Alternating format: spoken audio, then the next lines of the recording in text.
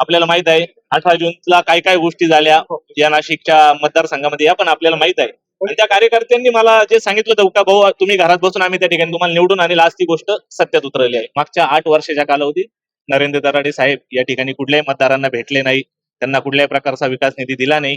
त्यांनी मला फोन करून सांगितलं होतं त्यांच्या बंधूंनी का व्यक्तिगत तुम्ही बोलू नका, पण मी त्यावेळेस एकच सांगितलं होतं की त्यांनी फक्त व्यक्तिगत त्यांच्या एज्युकेशन संस्थेचा विकास हे धोरण या आमदारकीच्या माध्यमातून ठेवलं, म्हणून त्यांना आजचा अपराजय पाहायला भेटला. पहिली प्रतिक्रिया आहे राज्याच्या वरिष्ठ 3 मंत्र्यांच्या उपस्थितीत मी या मतदारसंघातला प्रचार थांबवलेला होता, पण मी माझा पाठिंबा कोणाला दिलेला नव्हता. ही प्रक्रिया आपल्या सगळ्यांना माहित आहे. त्या पाठिंबा न देण्याच्या दिवशी किंवा त्या दिवशी माझी बाईट झाली, मी प्रचार थांबवतो, त्याच दिवशी माझ्या कार्यकर्त्यांचा उद्रेक पण आपण या ठिकाणी बघितलेला होता. त्याच कार्यकर्त्यांनी निवडणूक मी प्रचार थांबवून घरी बसल्यानंतर पुढे नेली.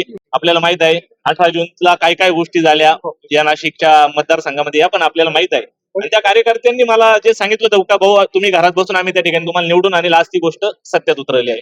एकंदर पाहिलं तर दराडे बापरे, याबद्दल मला काही माहिती नाही.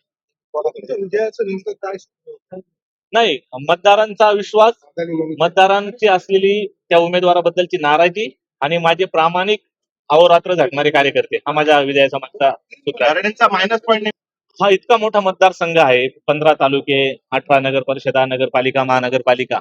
मागच्या 8 वर्षाच्या कालावधीत नरेंद्र दराडे साहेब या ठिकाणी कुठल्याही मतदारांना भेटले नाही, त्यांना कुठल्याही प्रकारचा विकास निधी दिला नाही. त्यांनी मला फोन करून सांगितलं होतं त्यांच्या बंधूंनी का व्यक्तिगत तुम्ही बोलू नका, पण मी त्यावेळेस एकच सांगितलं होतं की त्यांनी फक्त व्यक्तिगत त्यांच्या एज्युकेशन संस्थेचा विकास हे धोरण या आमदारकीच्या माध्यमातून ठेवलं, म्हणून त्यांना आजचा अपराजय पाहायला भेटला. जर त्यांनी त्यांना विचारावं. तुमची पुढची भूमिका मी तो उमेदवार होतो अपक्ष, त्याच्यामुळे माझा विश्वासघात करण्याचा काही प्रश्न येत नाही. पुढची नेमकी काय भूमिका आहे नाही, आता कार्यकर्त्यांशी चर्चा केल्यानंतर त्या कार्यकर्त्यांनी मला घरात बसून निवडून आणलं, हा अधिकार त्या कार्यकर्त्यांचा आहे. अशीच भूमिका नाही, असं काही नसतं धाराशिव पॅटर्न वगैरे नाही, पण कार्यकर्त्यांचा त्या नेत्यावर अधिकार असतो आणि कार्यकर्त्यांचंच ऐकलं पाहिजे तर तो नेता कायम यशस्वी होतो. मध्ये मोबाईल अलाउड नाही, त्यामुळे माझं कोणाशी बोलणं झालेलं नाही. जर विमान मला काही याबद्दल कल्पना नाही. तुमचे समर्थक सांगतात मला माहित नाही, या चर्चा बाहेर वावटळ पण असू शकते, तुम्ही खात्री करा. एकनाथ शिंदेची भेट घ्या.